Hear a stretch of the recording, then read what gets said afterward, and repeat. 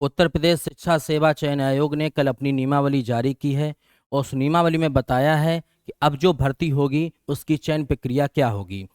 उसका ये पीडीएफ है। पीडीएफ में आप अध्याय जब 5 में जाएंगे तो पॉइंट नंबर 30 में लिखा हुआ है कि अब जो भी प्राइमरी में या बेसिक में भर्ती होगी वो भर्ती अब लिखित परीक्षा के आधार पर होगी। मैं पूरी पीडीएफ का निचोड़ बता देता हूं कम शब्दों में। पहला पॉइंट है कि प्राथमिक में अब एकेडमिक मेरिट नहीं जोड़ी जाएगी इनके अनुसार, जो अभी फिलहाल में आया है। एकेडमिक मेरिट का मतलब हुआ जो पहले हाई स्कूल, इंटर और बीएससी के नंबर जोड़े जाते थे वो अब नहीं जोड़े जाएंगे। सेकेंड पॉइंट ये है कि अब जो चयन होगा वो लिखित परीक्षा के आधार पर होगा। यहाँ लिखित परीक्षा का मतलब ये है कि ऑप्शनल पेपर होगा, ठीक, जैसे टेट सीटेट का होता है। लिखित परीक्षा के 90% अंक लिए जाएंगे और साथ में साक्षात्कार भी होगा। साक्षात्कार 10% का लिया जाएगा, ठीक।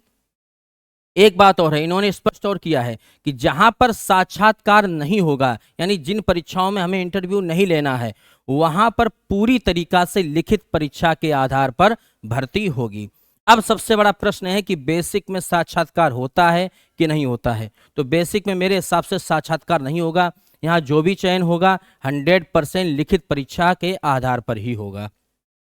अब हो सकता है 10% ले लें। साक्षात्कार में भी एक शर्त रखी है कि इंटरव्यू में 3 से 5 गुना बुलाए जाएंगे, जितने अभ्यर्थी पास हैं, जितनी सीटें उसके 5 गुना।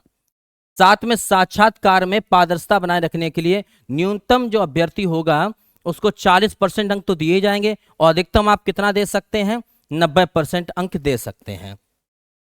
परीक्षा किस पर होगी? परीक्षा ओएमआर पर होगी। और सबसे बड़ी बात है कि ईडब्ल्यूएस जो है, सामान्य वर्ग का जो 10% आरक्षण है, उसको आयु में कोई छूट नहीं दी जाएगी।